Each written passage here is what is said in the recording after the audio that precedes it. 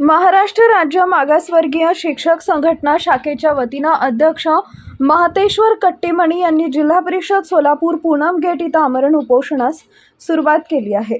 अक्कलकोटचे प्रभारी गट शिक्षण अधिकारी प्रशांत अरबाळे यांच्या विरोधात हे आंदोलन करण्यात येत असून विभागीय आयुक्तांचा अधिकार वापरून गेल्या 1.5 वर्षापासून शिक्षकांच्या प्रतिनियुक्त्या केल्या जात असल्याचा आरोप करण्यात आला आहे। याबाबत 1.5 वर्षापूर्वी तक्रार दाखल करण्यात आली होती, मात्र अद्याप त्यावर कोणताही निर्णय झालेला नसल्याचा आरोप संघटनेनं केला आहे। या प्रकरणी जिल्हा परिषदेचे प्राथमिक शिक्षणाधिकारी आणि मुख्य कार्यकारी अधिकारी जबाबदार असल्याचं कट्टीमणी यांनी स्पष्ट केले। तसेच संबंधित गट शिक्षण अधिकाऱ्यांविरोधात महिला शिक्षकांच्या तक्रारीही कार्यालयात प्रलंबित असल्याचा दावा करण्यात आलाय। मागण्या मान्य न झाल्यास आमरण उपोषण सुरूच राहणार असा इशारा महतेश्वर कट्टीमणी यांनी दिला आहे।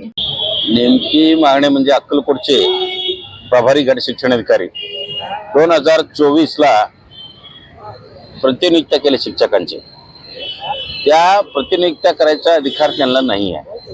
सन 2014चा GR मध्ये ते होता, आता 2017चा GR प्रमाणे विभागीय आयुक्तांना अधिकार दिलेला आहे।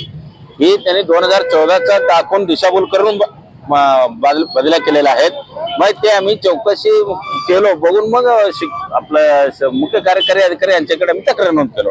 चौकशी झालंय, दोषी आढळलाय, सगळं झालंय आणि फाईल ठेवून घेतलंय शिवसाहेबांनी त्यांच्याकडेच अजून 6 महिने झाला सही होऊन ठेवून घेतलंय। याला कारण काय समजायला हे नाही, मग कळीना। मग शिक्षणाधिकारी साहेबांना जे विचारायला गेलो, कुठं आहे फाईल? नाही तिकडाच आहे फाईल, साहेबाकडेच आहे फाईल। मग त्यांना विचारलो, त्यांनी म्हणलं कारवाई केलं तर कुठं आहे फाईल?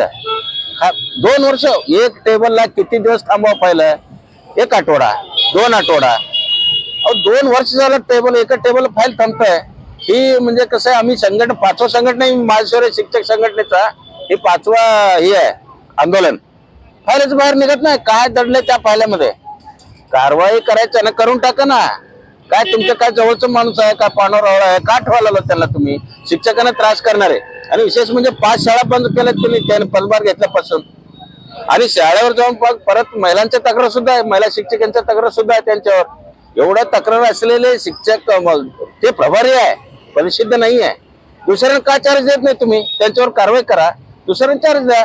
त्यांच्यावर कारवाई होईपर्यंत मी इथून उठणार नाहीये। त्यांच्यावर निलंबनाची कारवाई करून विभागीय चौकशी लावल्याशिवाय मी इथून उठणार नाहीये। त्यांच्यावर कारवाई व्हायलाच पाहिजे, ही माझे हे आहे, म्हणजे विचार तेवढा मी करून बसलाय।